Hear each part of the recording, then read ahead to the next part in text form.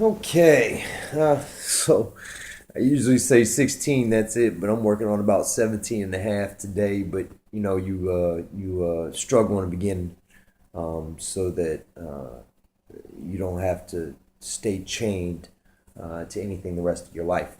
Um, Wanted to go ahead and knock this message out tonight just because I think it's going to be a real good one to start your day with. And that's the power of framing. See, this is a concept that I kind of understood and kind of grasped before I got in this industry. But to be honest with you, I didn't hold myself accountable for putting the effort behind it to understand the maximum value of it. Um, Framing, how you see things, the way that you internally look at anything that comes in front of you, how somebody treats you, what something means, um, uh, whether somebody is worth learning from or not. I don't think that people really take the time to think about how powerful it could be if you just looked at something slightly different when it came at you. And here's what I mean. See, I was the type of person that responded very emotionally, especially towards disrespect or when I felt somebody was being argumentative or difficult with me. I tended to get wrapped up in emotion very quickly and very intensely. And as I started this journey, as I started to really start to grow myself and culture myself and develop myself, I ran across some very detail oriented work on this subject, and I held and I went through it and obviously some of the material and that it takes to learn to move forward can be a little dry at times.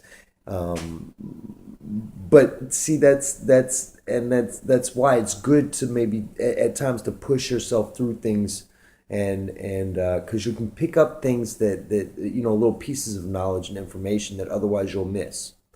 And the material that this came in was a little dry because it was so involved, because they did look at it on such a detailed scale, that it was easy to get. I don't want to say that it was dry, but it was easy to get looped within the information itself. But I took the time to really sort through it and apply it to myself and look at how I could apply it to myself. And what it made me realize is that in a lot of cases we lose prime learning opportunities.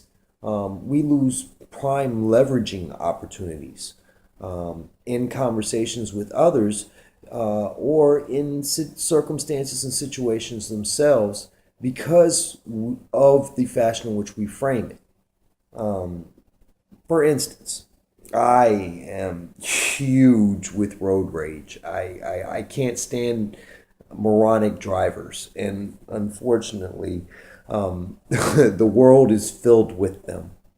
But one, and so here it is. You're driving, somebody cuts you off, and you get so mad you're ready to pop a blood vessel in the side of your neck, and you get caught into all that negative energy and all that negative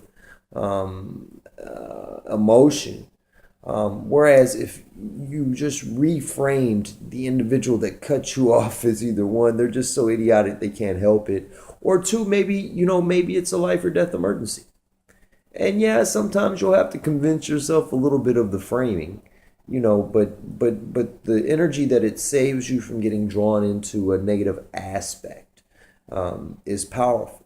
And the main reason that you want to use those minor circumstances to start strengthening this ability within yourself is so that when you have to apply this concept in a situation that matters, like, say, an argument or a disagreement or a debate, with someone who really just is misguided, or somebody who ordinarily would just ruffle your feathers right out the front gate. And we know these people.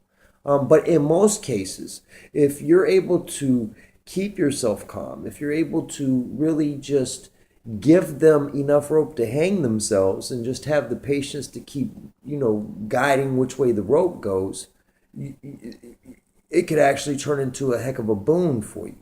And we miss these opportunities because of the way that we frame or perceive or tell ourselves what the situation means.